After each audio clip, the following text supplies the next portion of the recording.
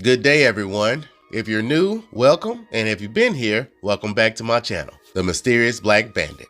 Before we get started, I want to say thank you to everyone for their support and helping me grow my channel. It truly means a lot.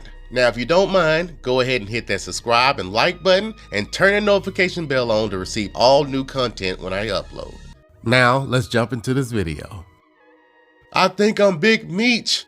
In today's video, we'll be talking about Demetrius Edward Flenory, aka Big Meech, and BMF, the Black Mafia Family. Demetrius Flenory was born to his mother and father, Lucille and Charles Flenory, on June 21st, 1968 in Detroit, Michigan.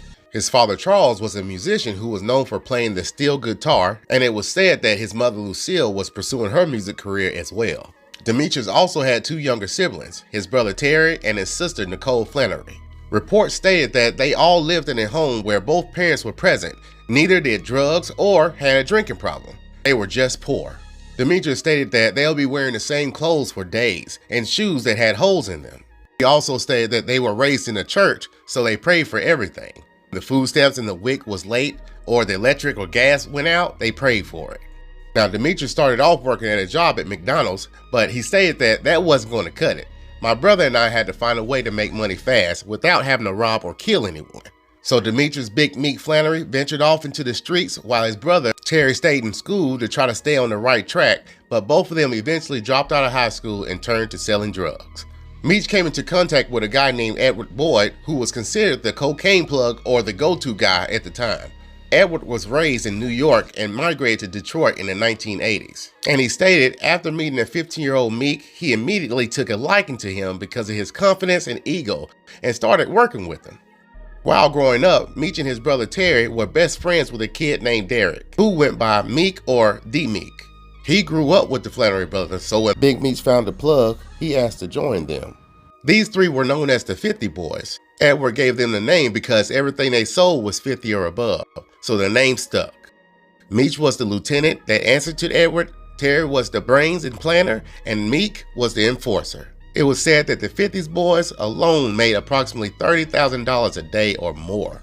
Making that kind of money at such a young age definitely brought on drama to the Flenory household. Now, back in those days, you were either in school or you were in the streets. And Charles, the father, did not want his boys living that type of lifestyle and didn't want their family falling victim to it. But unfortunately, they did. Edric had the 50s boys operating as a family. They were together most of the time and even went out to eat every Sunday, which built a bond so that they would always have each other's back no matter what. He taught Meek and Terry everything he knew about the streets, grooming them to become their own bosses so that they could run their own thing when they couldn't keep up any longer. He trusted them so much that he gave them full control over their area, but Meech would have to check in when necessary. The 50 Boys quickly gained popularity in the streets, which caused friction with other crews, like Leighton Simon, another big drug dealer. Leighton's issue wasn't with the 50 Boys per se, but more so with Edric. But since the 50 Boys was the face of the streets, he would direct his affairs to them instead. One day while Terry was leaving his girlfriend's house, a driver came by and opened fire on him, grazing him in the eye. And it was said that Terry had to have emergency surgery, but the doctor messed up. So he got the settlement and launched a car service that had an elaborate transportation system for the drugs. The vehicle was outfitted with special traps installed. For instance, you could put the vehicle in reverse, turn on a defrost, and hold up a magnet to some part of the dash, and the deoxygenated drug compartment would open. Later that year, Meech and Terry decided to leave Detroit due to the issue they had with Leighton. So they both moved to Atlanta, Georgia, where they would run the head of operations there, while Meek stayed behind in Detroit to run and build his own crew. Not too long after being in Atlanta, they found a major drug supplier with direct or one-step-away connections with the cartel. With Meech's charisma and charm, him and his brother Terry came in and took over. They cultivated a reputation as being the top-of-the-line drug dealers from Detroit. These guys established a large organization overseeing multi-kilogram cocaine distribution in multiple U.S. states, including Alabama, California, Florida, Georgia, Kentucky, Louisiana, Michigan, and more. Authorities stated that all the cocaine on the streets of Atlanta came from Meech and Terry. These brothers had brought in an estimate of $270 million in sales and employed over 500 people to distribute the cocaine, which brought on a lot of suspicions from the authorities. So Big Meech established BMF, or Black Mafia Family Entertainment, as a promotion agency and record label for hip-hop music, since they were already known to associate with all these high-profile hip-hop artists like Diddy, Trina, T.I., Jay-Z, Jeezy, and Fabulous. This would help them look legitimate and launder the money, while also playing a key role in helping to launch the careers of some pretty well-known hip-hop artists. In the mid-2000s, the organization started to experience some tension when the Flenory brothers began to feud. Terry stated that he was worried that his brother was bringing on the wrong type of attention to their business with all his partying and extravagant lifestyle.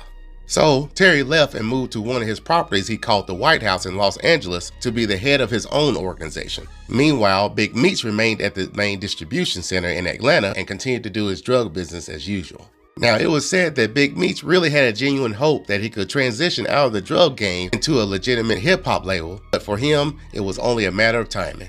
Meech felt that by making himself a bigger public figure, which was not the typical kingpin behavior, was the only way he was going to transition out of being a drug dealer.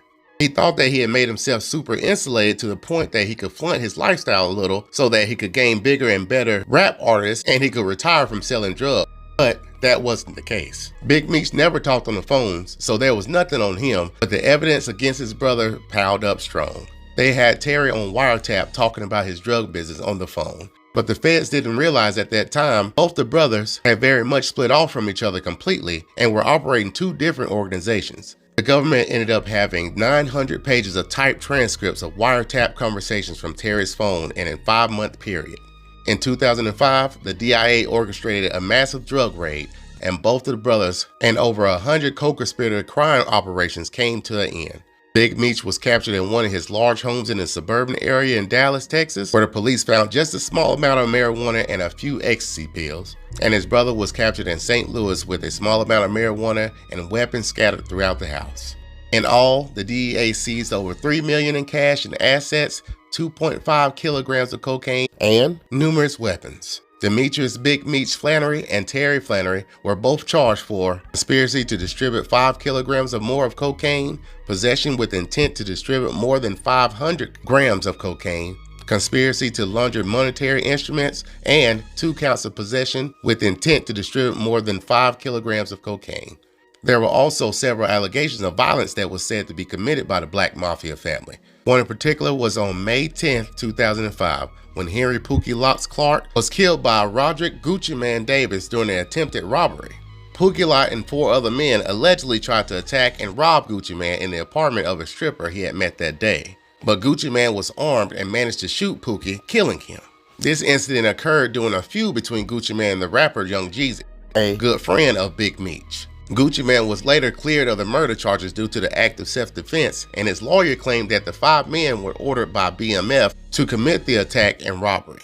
But these charges against the Black Mafia family didn't hold due to the lack of evidence. From 1980s through 2005, Big Meech and Terry ran one of the largest drug trafficking and money laundering rings in Michigan history, reportedly moving hundreds of kilos of cocaine into Atlanta, Georgia.